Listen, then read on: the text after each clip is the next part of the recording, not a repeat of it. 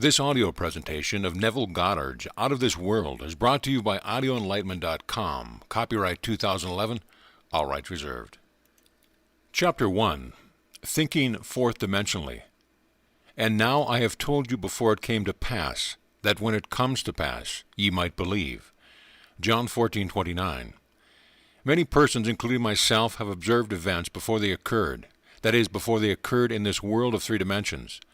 Since man can observe an event before it occurs in the three dimensions of space, life on Earth must proceed according to plan, and this plan must exist elsewhere in another dimension and be slowly moving through our space.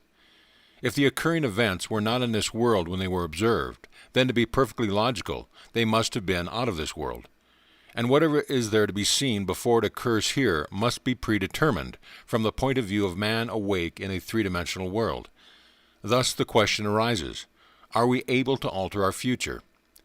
My object in writing these pages is to indicate possibilities inherent in man, to show that man can alter his future, but thus altered, it forms again a deterministic sequence starting from the point of interference, a future that will be consistent with the alteration.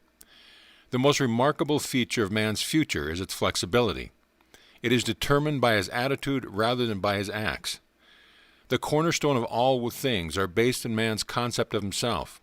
He acts as he does and has the experiences that he does, because his concept of himself is what it is, and for no other reason. Had he had a different concept of self, he would act differently. A change of concept of self automatically alters his future, and a change in any term of his future series of experiences reciprocally alters his concept of self. Man's assumption, which he regards as insignificant, produce effects that are considerable. Therefore, man should revise his estimate of an assumption and recognize its creative power.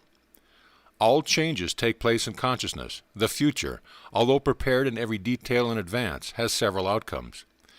At every moment of our lives, we have before us the choice of which of several futures we will choose.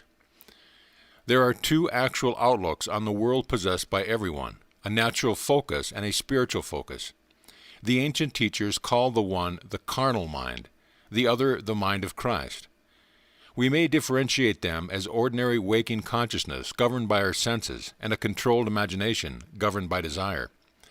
We recognize these two distinct centers of thought in the statement, "The natural man receiveth not the things of the Spirit of God, for they are foolishness unto him. Neither can he know them, for they are spiritually discerned." 1 Corinthians 2:14. The natural view confines reality to the moment called now. To the natural view, the past and future are purely imaginary. The spiritual view, on the other hand, sees the contents of time. It sees events as distinct and separated as objects in space. The past and future are a present whole to the spiritual view.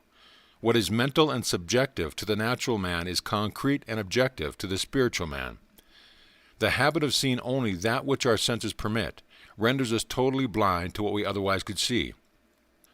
To cultivate the faculty of seeing the invisible, we should often deliberately disentangle our minds from the evidence of the senses and focus our attention on the invisible state, mentally feeling it and sensing it until it has all the distinctiveness of reality. Earnest, concentrated thought focused in a particular direction shuts out other sensations and causes them to disappear. We have but to concentrate on the state desired in order to see it.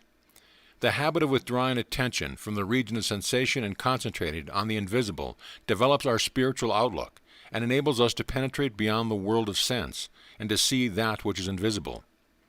For the invisible things of Him from the creation of the world are clearly seen. Romans 1:20. This vision is completely independent of the natural faculties. Open it and quicken it.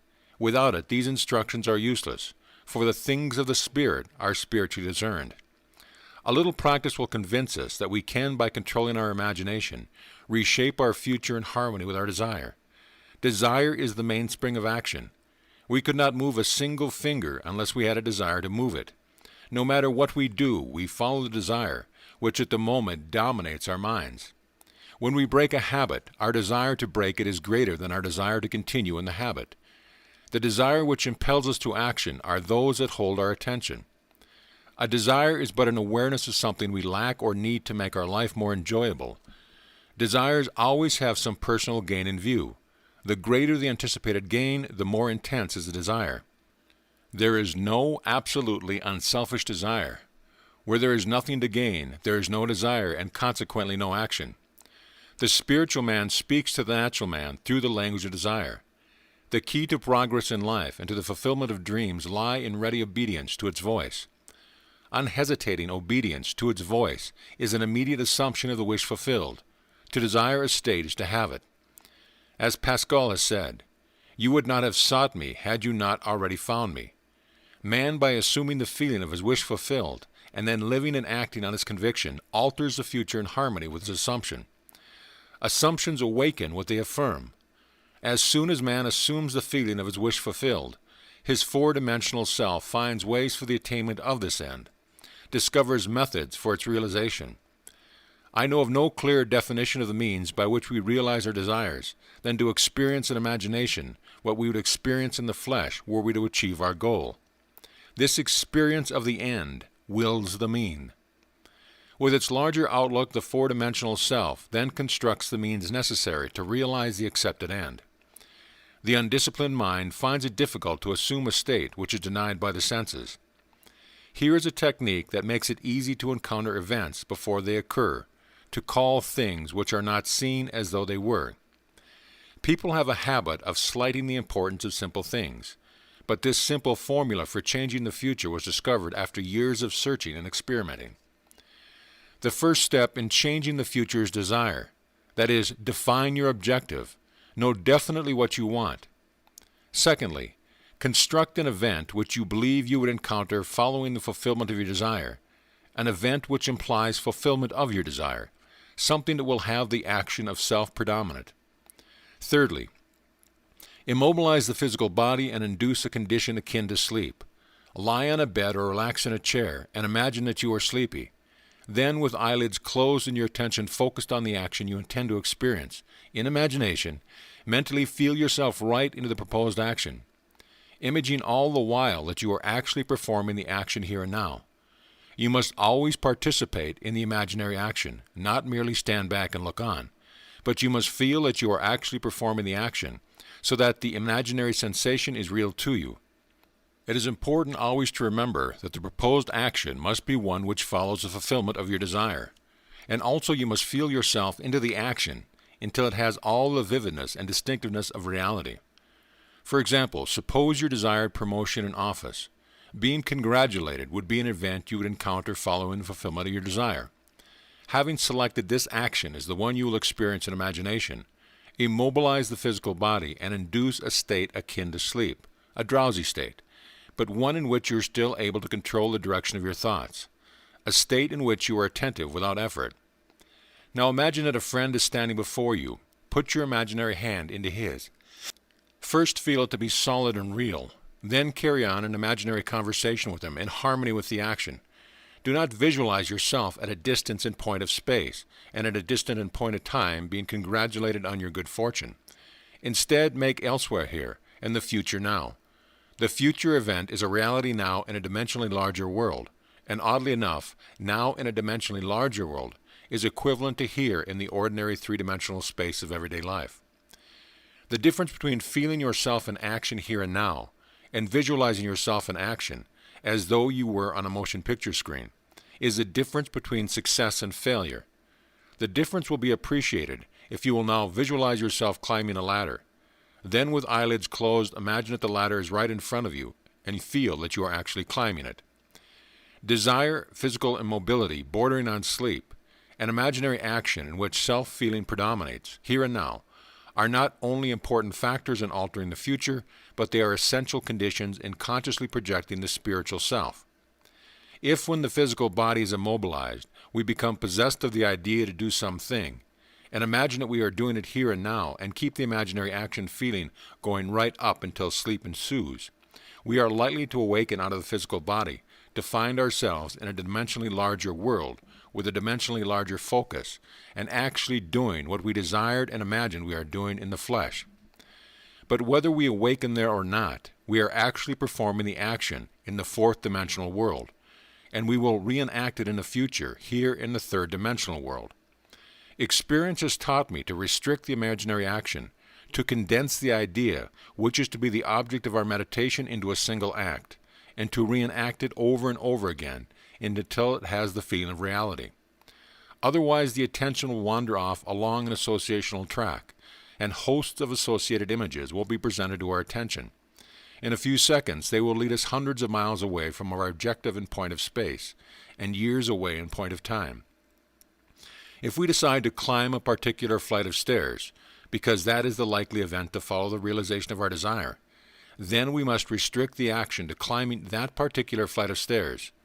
Should our attention wander off, we must bring it back to its task of climbing the flight of stairs, and keep on doing so until the imaginary action has all the solidity and distinctiveness of reality. The idea must be maintained in the field of presentation without any sensible effort on our part. We must, with the minimum of effort, permeate the mind with the feeling of the wish fulfilled. Drowsiness facilitates change because it favors attention without effort, but it must not be pushed to the stage of sleep, in which we shall no longer be able to control the movements of our attention, but rather a moderate degree of drowsiness, in which we are still able to direct our thoughts. A most effective way to embody a desire is to assume the feeling of the wish fulfilled, and then, in a relaxed and sleepy state, repeat over and over again, like a lullaby, any short phrase which implies fulfillment of our desire, such as "thank you," as though we addressed a higher power for having done it for us. If, however, we seek a conscious projection into a dimensionally larger world, then we must keep the action going right up until sleep ensues. Experience and imagination, with all the distinctiveness of reality, what would be experienced in the flesh were you to achieve your goal, and you shall in time meet it in the flesh as you met it in your imagination. Feed the mind with premises, that is, assertions presumed to be true, because assumptions, though unreal to the senses, if persisted in, until they have the feeling of reality, will harden into facts. To an assumption, all means which promote its realization are good. It influences the behavior of all by inspiring in all the movements, the actions, and the words which tend towards its fulfillment. To understand how man molds his future in harmony with his assumption, we must know what we mean by a dimensionally larger world. For it is to a dimensionally larger world that we go to alter our future. The observation of event before it occurs implies that the event is predetermined from the point of view of man in the three-dimensional world. Therefore, to change the conditions here in the three dimensions of space, we must first change them in the four dimensions of space. Man does not know exactly what is meant by a dimensional larger world, and would no doubt deny the existence of a dimensionally larger self. He is quite familiar with the three dimensions of length, width, and height, and he feels that if there were a fourth dimension, it should be just as obvious to him as the dimensions of length, width, and height.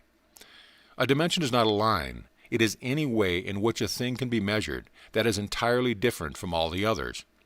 That is, to measure a solid fourth dimensionally, we simply measure it in any direction except that of length, width, and height. Is there another way of measuring an object other than those of length, width, and height? Time measures my life without employing the three dimensions of length, width, and height. There is no such thing as an instantaneous object. Its appearance and disappearance are measurable. It endures for a definite length of time. We can measure its lifespan without using the dimensions of length, width, and height. Time is definitely a fourth way of measuring an object.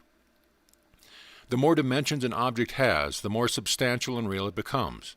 A straight line, which lies entirely in one dimension, acquires shape, mass, and substance by the addition of dimensions.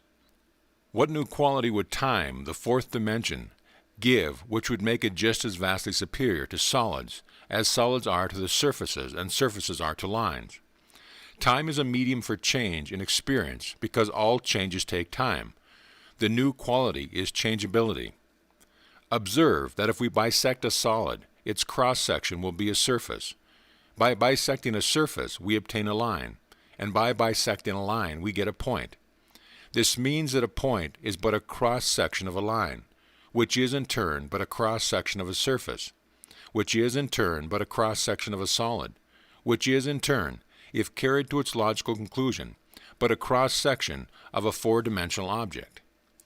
We cannot avoid the inference that all three-dimensional objects are but cross-sections of four-dimensional bodies, which means when I meet you, I meet a cross-section of the four-dimensional you, the four-dimensional self that is not seen. To see the four-dimensional self, I must see every cross-section or moment of your life from birth to death, and see them as all coexisting. My focus should take in the entire array of sensory impressions which you have experienced on the earth, plus those you might encounter. I should see them not in the order in which they were experienced by you, but as a present whole. Because change is the characteristic of the fourth dimension, I should see them in a state of flux as a living, animated whole. If we have all this clearly fixed in our minds, what does it mean to us in this three-dimensional world? It means that, if we can move along time's length, we can see the future and alter it as we so desire. This world, which we think so solidly real, is a shadow out of which and beyond which we may any time pass. It is an abstraction from a more fundamental and dimensionally larger world, a more fundamental world abstracted from a still more fundamental and dimensionally larger world, and so on to infinity. The Absolute is unattainable by any means or analysis, no matter how many dimensions we add to the world. Man can prove the existence of a dimensionally larger world simply by focusing his attention on an invisible state and imagining that he sees and feels it. If he remains concentrated in this state, his present environment will pass away, and he will awaken into a dimensionally larger world, where the object of his contemplation will be seen as a concrete, objective reality. Intuitively I feel that, were he to abstract his thoughts from his dimensionally larger world and retreat still farther within his mind, he would again bring about an externalization of time.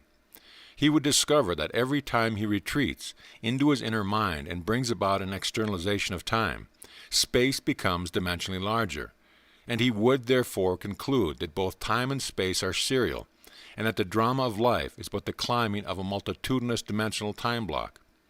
Scientists will one day explain why there is a serial universe. But in practice, how we use this serial universe to change the future is very important. To change the future, we need only concern ourselves with two worlds in the infinite series, the world we know by reason of our bodily organs, and the world we perceive independently of our bodily organs. End of chapter. Chapter 2. Assumptions become facts. Men believe in the reality of the external world because they do not know how to focus and condense their powers to penetrate its thin crust. This book has only one purpose, the removing of the veils of the senses and traveling into another world. To remove the veil of the senses, we do not employ great effort. The objective world vanishes by turning our attention away from it. We have only to concentrate on the state desired in order to mentally see it. But to give it reality, so that it will become an objective fact, we must focus attention upon the invisible state until it has the feeling of reality. When through concentrated attention our desire appears to possess the distinctiveness and feeling of reality, we have given it the right to become a visible, concrete fact. If it is difficult to control the direction of your attention while in a state akin to sleep, you may find gazing fixedly on any object very helpful. Do not look at its surface, but into and beyond any plane object such as a wall, a carpet, or any other object which possesses depth. Arrange it to return as little reflection as possible. Imagine then that in this depth you are seeing and hearing what you want to see and hear until your attention is exclusively occupied by the imagined state. At the end of your meditation, when you awake from your controlled waking dream, you feel as though you had returned from a great distance.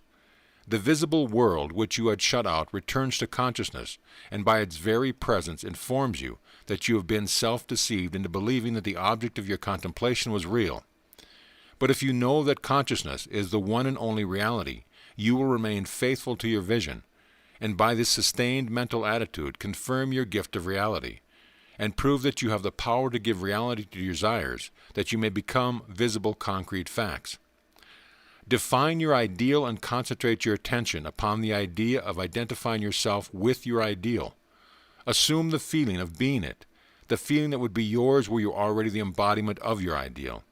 Then live and act upon this conviction. This assumption, though denied by the senses, if persisted in, will become fact. You will know when you have succeeded in fixing a desired state in consciousness by simply looking mentally at the people you know. In dialogues with yourself, you are less inhibited, more sincere than in actual conversations with others. Therefore, the opportunity for self-analysis arises when you are surprised by your mental conversation with others.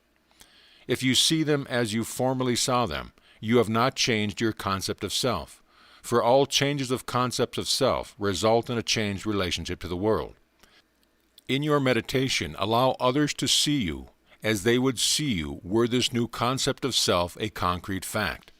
You always seem to others an embodiment of the ideal you inspire.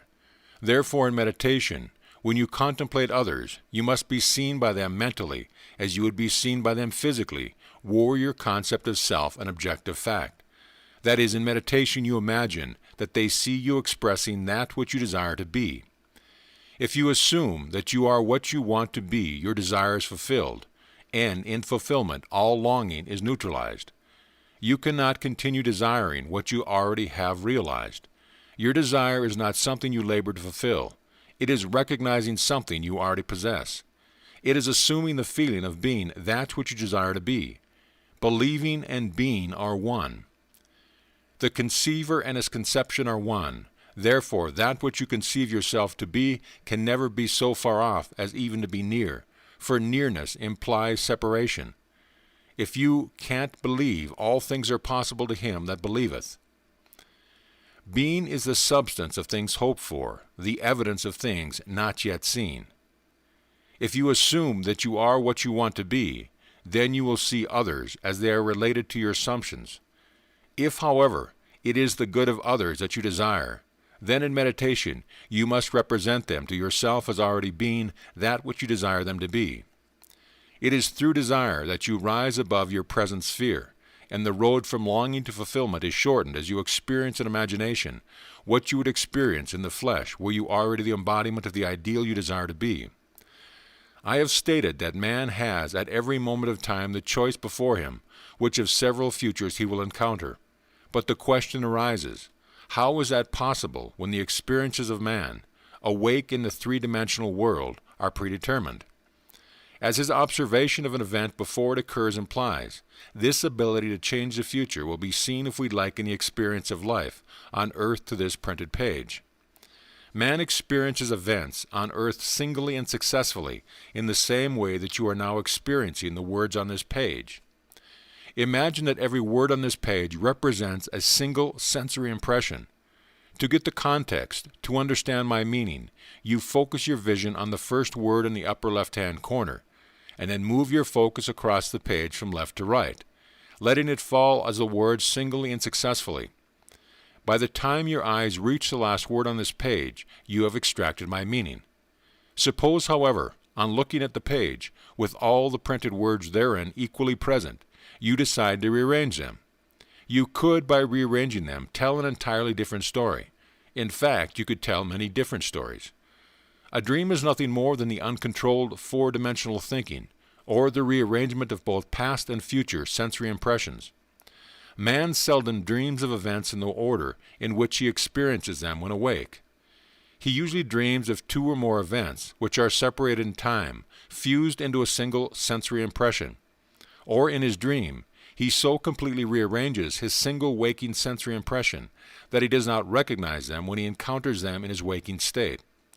For example, I dreamed that I delivered a package to the restaurant in my apartment building. The hostess said to me, "You can't leave that there." Whereupon the elevator operator gave me a few letters, and as I thanked him for them, he in turn thanked me. At this point, the night elevator operator appeared and waved a greeting to me.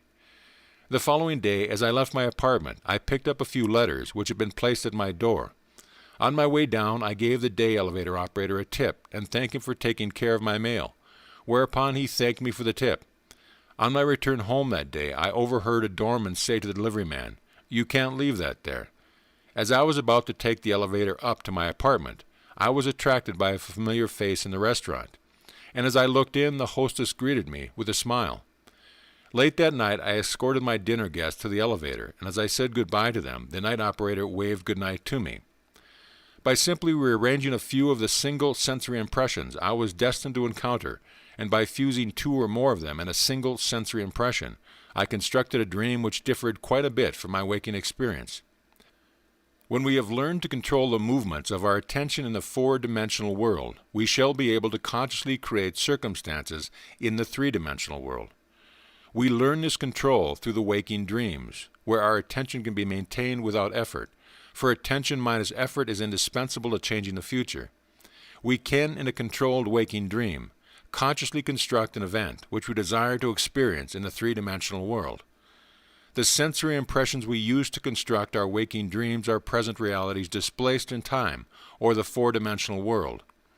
All that we do in constructing the waking dream is to select from the vast array of sensory impressions those which, when they are properly arranged, imply that we have realized our desire. With the dream clearly defined, we relax in a chair and induce a state of consciousness akin to sleep. A state which, although bordering on sleep, leaves us in a conscious control of the movements of our attention. When we have achieved that state, we experience in imagination what we would experience in reality were this waking dream an objective fact. In applying this technique to change the future, it is important always to remember that the only thing which occupies the mind during the waking dream is the waking dream, the predetermined action which implies the fulfillment of our desire. How the waking dreams become physical fact is not our concern. Our acceptance of the waking dream as physical reality wills the mean for its fulfillment. Let me again lay the foundation of changing the future, which is nothing more than a controlled waking dream. Define your objective. Know definitely what you want. Construct an event which you believe you will encounter following the fulfillment of your desire, something which will have the action of self-predominant, an event which implies the fulfillment of your desire. Immobilize the physical body and induce a state of consciousness akin to sleep. Then mentally feel yourself right in the proposed action, imagining all the while that you are actually performing the action here and now, so that your experience in imagination that you would experience in the flesh were you now to realize your goal. Experience has convinced me that this is the perfect way to achieve the goal. However, my own many failures would convict me were I imply that I have completely mastered the movements of my attention. I can, however, with the ancient teachers say, this one thing I do, forgetting those things which are behind, and reaching forth unto those things which are before, I press toward the mark for the prize. End of chapter. Chapter 3. Power of Imagination. Ye shall know the truth, and the truth shall make you free. John 8:32. Men claim that a true judgment must conform to the external reality to which it relates. This means that if I, while imprisoned, suggest to myself that I am free and succeed in believing that I am free, it is true that I believe in my freedom, but it does not follow that I am free, for I may be the victim of illusion. But because of my own experience, I have come to believe in so many strange things that I see little reason to doubt the truth of things that are beyond my experience. The ancient teachers warned us not to judge from appearances because, said they, the truth need not conform to the external reality to which it relates.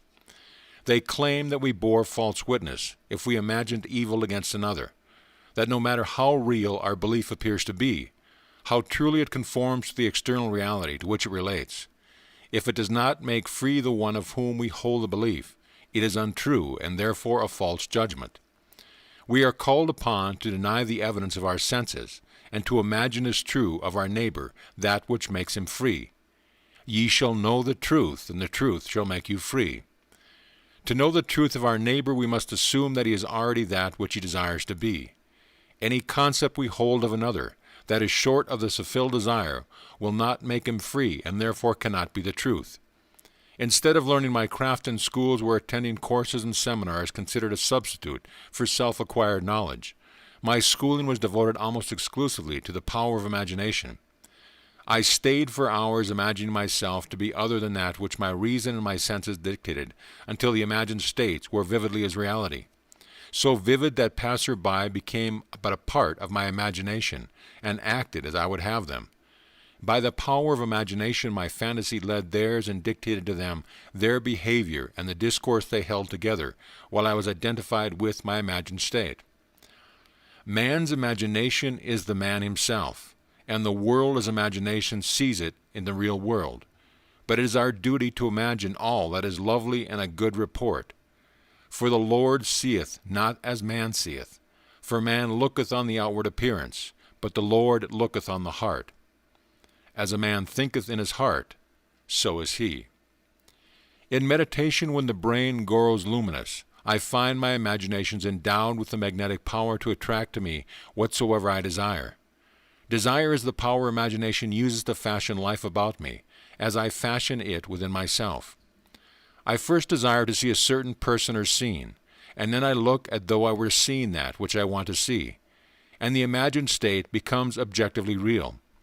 I desire to hear, and then I listen as though I was hearing, and the imagined voice speaks that which I dictate, as though I had initiated the message. I could give you many examples to prove my arguments, to prove that these imagined states do become physical realities. But I know that my examples will awaken in all who have not met the like, or who are not inclined towards my arguments, a most natural incredulity. Nevertheless, experience has convinced me of the truth of the statement.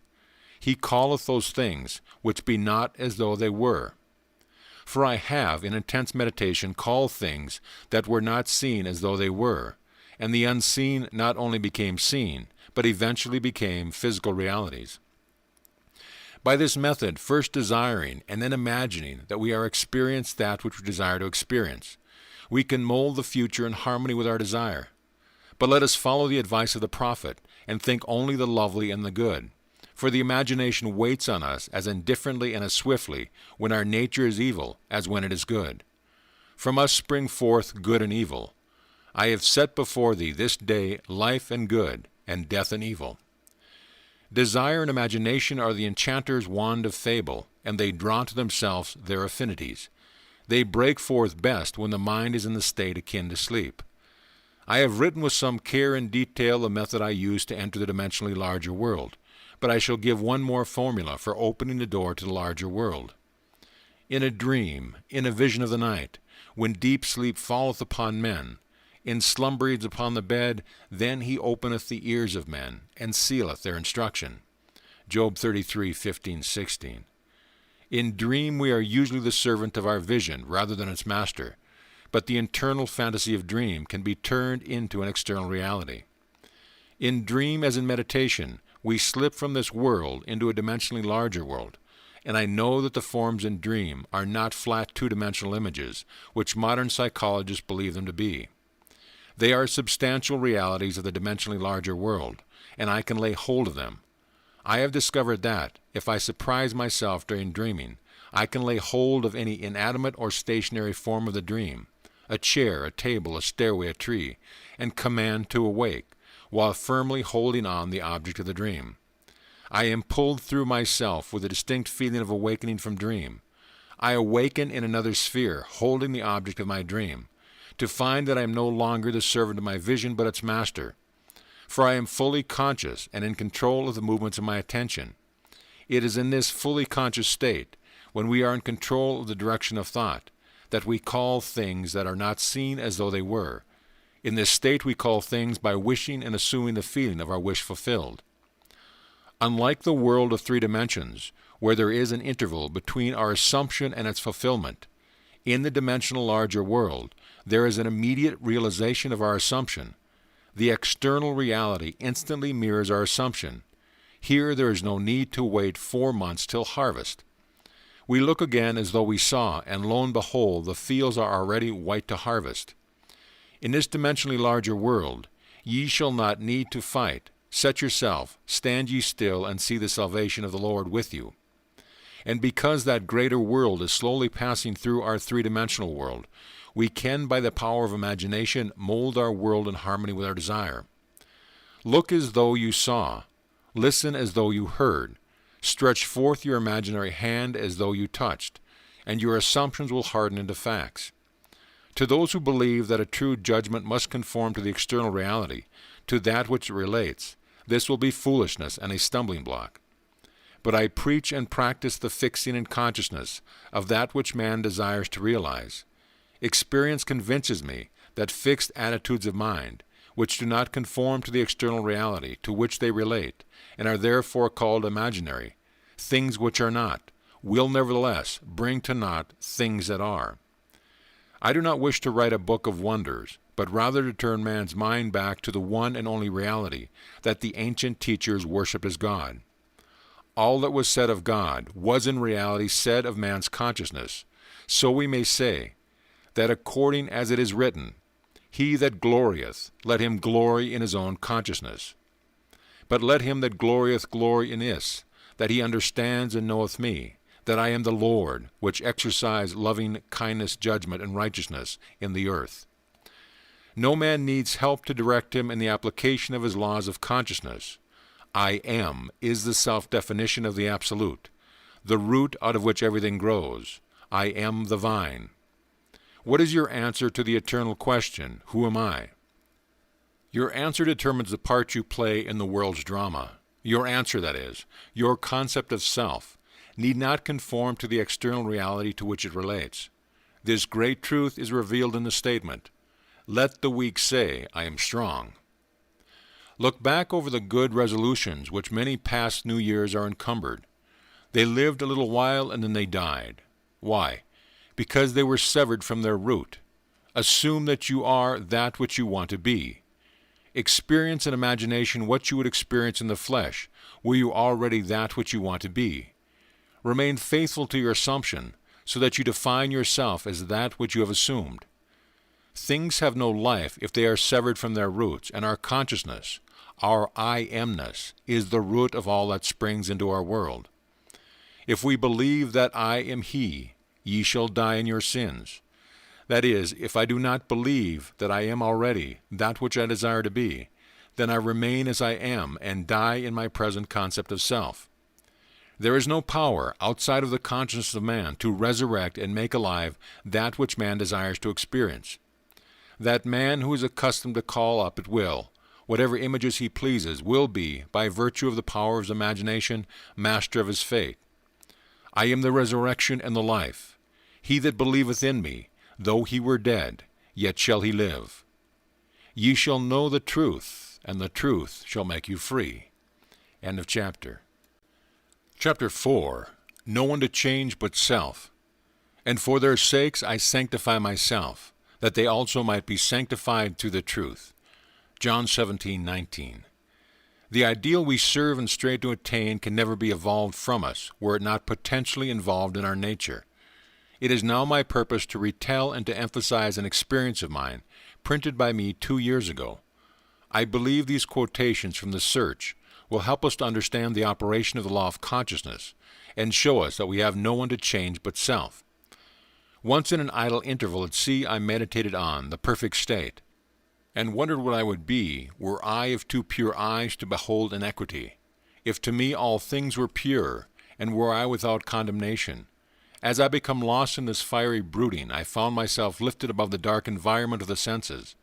So intense was feeling, I felt myself of being a fire dwelling in a body of air. Voices from a heavenly chorus, with the exultation of those who had been conquerors in a conflict with death, were singing, "He is risen, he is risen." And intuitively I knew they meant me. Then I seemed to be walking in the night. I soon came upon a scene that might have been the ancient pool of Bethesda, for in this place lay a great multitude of impotent folk, blind, halt, withered, waiting not for the moving of the water as a tradition, but waiting for me. As I came near, without thought or effort on my part, they were, one after the other, molded as by the magician of the beautiful.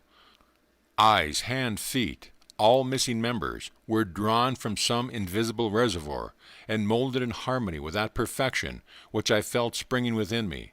When all were made perfect, the chorus exulted, "It is finished." Then the scene dissolved, and I awoke. I know the vision was a result of my intense meditation upon the idea of perfection, for my meditations invariably bring about union with the state contemplated. I had been so completely absorbed within the idea that for a while I had become what I had contemplated, and the high purpose with which I had for that moment identified myself drew the companionship of high things and fashioned the vision in harmony with my inner nature. The ideal with which we are united works by association ideals to awaken 1,000 moods to create a drama in keeping with the central idea. My mystical experiences have convinced me that there is no way to bring about the outer perfection we seek other than by the transformation of ourselves. In the divine economy nothing is lost. We cannot lose anything save by descent from the sphere where the thing has its natural life. There is no transforming power in death, and whether we are here or there, we fashion the world that surrounds us by the intensity of our imagination and feeling, and we illuminate or darken our lives by the concepts we hold of ourselves. Nothing is more important to us than our conception of ourselves, and especially is this true of our concept of the dimensionally great one within us. Those who help or hinder us, whether they know it or not, are the servants of that law which shapes outward circumstance in harmony with our inner nature. It is our conception of ourselves which frees or constrains us, though it may use material agencies to achieve its purpose. Because life molds the outer world to reflect the inner arrangements of our mind, there is no way of bringing about the outer perfection we seek, other than by the transformation of ourselves. No help cometh from without. The hills to which we lift our eyes are those of the inner range. It is thus to our own consciousness that we must turn as to the only reality, the only foundation on which all phenomena can be explained. We can rely absolutely on the justice of this law to give us only that which is the nature of ourselves. To attempt to change the world before we change our concept of ourselves is to struggle against the nature of things. There can be no outer change until there is first an inner change. As within, so without. I am not advocating philosophical indifference when I suggest that we should imagine ourselves as already that which we want to be, living in a mental atmosphere of greatness, rather than using physical means and arguments to bring about the desired change. Everything we do, unaccompanied by a change of consciousness, is but futile readjustment of surfaces. However we toil or struggle, we can receive no more than our assumption affirm. To protest against anything which happens to us is to protest against the law of our being and our rulership over our own destiny. The circumstances of my life are too closely related to my conception of myself, not to have been formed by my own spirit from some dimensionally larger storehouse of my being. If there is a pain to me in these happenings, I should look within myself for the cause. For I am moved here and there and made to live in a world in harmony with my concept of myself. Intense meditation brings about a union with the state contemplated, and during this union we see visions, have experiences, and behave in keeping with our change of consciousness. This shows us that a transformation of consciousness will result in a change of environment and behavior. All wars prove that violent emotions are extremely potent in precipitating mental rearrangement. Every great conflict has been followed by an era of materialism and greed in which the ideals for which the conflict ostensibly were waged are submerged. This is inevitable because war evokes hate, which impels a descent into consciousness from a plane of the ideal to the level where the conflict is raged. If we could become as emotionally aroused over our ideals as we become over our dislikes, we would ascend to the plane of our ideals as easily as we now descend to the level of our hates. Love and hate have a magical transforming power, and we grow through their exercise into the likeness of what we contemplate. By intensity of hatred, we create in ourselves the character we imagine in our enemies. Qualities die for want of attention, so the unloving states might best be rubbed out by imagining beauty for ashes and joy for mourning, rather than by direct attacks on the state from which we would be free. Whatsoever things are lovely and are good report, think of these things, for we become that which we are in rapport. There is nothing to change but our concept of self. As soon as we succeed in transforming self, our world will dissolve and reshape itself in harmony with that which our change affirms. End of chapter. End of book. This audio presentation of Neville Goddard's Out of This World has been brought to you by audioenlightenment.com and has been recorded for the exclusive use of Audio Enlightenment members only. If you've received this audio from any website other than our own, please visit our website and let us know at your convenience.